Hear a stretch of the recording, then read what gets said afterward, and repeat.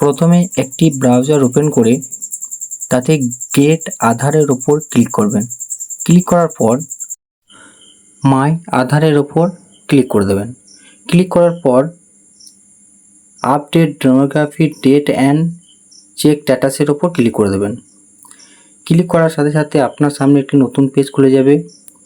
ঠিক নিচের দিকে একটু স্ক্রল ডাউন করে আসবেন। এই জায়গাটা এখানে দেখতে পাবেন ডকুমেন্ট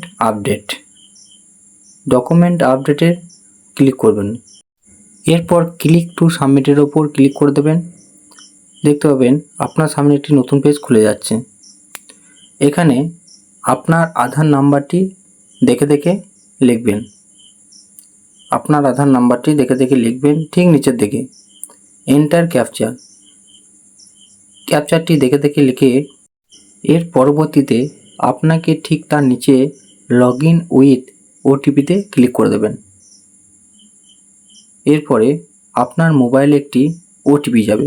সেই ওটিপিটি দেখে দেখে এন্টার ওটিপি ঘরে লিখে দেবেন। এরপর আপনাকে লগ ইন অপশানে ক্লিক করতে হবে। লগ ইন অপশানে ক্লিক হয়ে গেলে দেখতে পাবেন একটু ওয়েট করতে হবে। ঠিক তার নিচের দিকে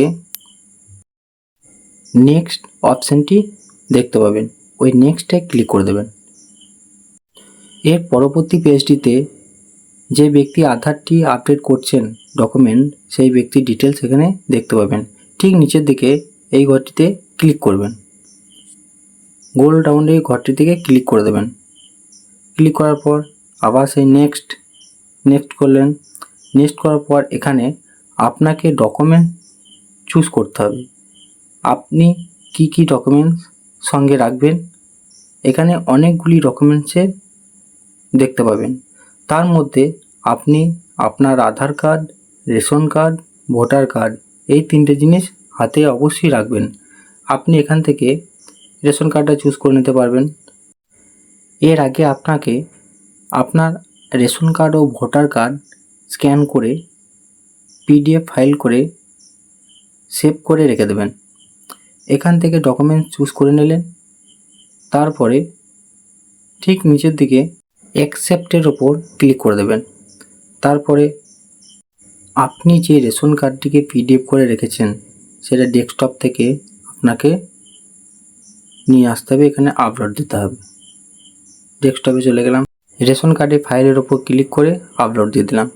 এই গ্রিন রঙে যেটা দেখতে পাচ্ছেন মানে এটা আমার আপলোড হচ্ছে, কত পার্সেন্ট হয়েছে সেটা দেখতে পাবেন। তার ঠিক নিচের দিকে দ্বিতীয় ডকুমেন্টস ভোটার কার্ড, আমার সব থেকে কাছে ভোটার কার্ড চুজ করব। এখান থেকে ভোটার কার্ডটা কোথায় আছে অপশানটা খুঁজে নেবেন। খোঁজার পর ভোটার কার্ডটা চুজ করে নিলেন। চুজ করে নেওয়ার পর আবার সেম আপনাকে ডেস্কটপে ফিরে যেতে হবে। ডেস্কটপ থেকে যেখানে ভোটার কার্ডটি সেভ করে পিডিএফ ফাইল করে রেখেছেন সেখানে গিয়ে ক্লিক করে আপনাকে আপলোড দিতে হবে। ভোটার কার্ড ও রেশন কার্ড ছাড়া আপনার কাছে আরও অনেক কিছু ডকুমেন্টস থাকতে পারে। আমার এটা সুবিধা হলো তাই আপনাদেরকে ভোটার কার্ড ও আধার কার্ড কীভাবে আপলোড করতে হয় সেটা দেখালাম। আপনার হাতে হয়তো আরও অনেক কিছু ডকুমেন্টস থাকতে পারে, আপনি সেগুলো দিতে পারেন। এইভাবে চুজ করে নিলেন। চুজ করা হয়ে গেলে একটা কথা না বললেই নয়, আধার ডকুমেন্ট আপডেটে ডেটটি 14/6/2026 পর্যন্ত ছিল। এটাকে আবার 14/6/2027 পর্যন্ত বাড়ানো হয়েছে। এখানে অ্যাকসেপ্ট করে নেবেন। এরপরে আপনাকে আবার ডেস্কটপে ফিরে যেতে হবে। ডেস্কটপে থেকে আপনাকে আর ভোটার কার্ডটি চুজ করে নিয়ে আপলোড দিয়ে দিতে হবে। আবার ফের নেক্সটে ক্লিক করবেন। নেক্সটে ক্লিক করার পর এখানে ওকেতে ক্লিক করে দেবেন। ওকেতে ক্লিক হয়ে গেলে একটু ওয়েট করবেন। কিছুক্ষণ পর দেখতে পাবেন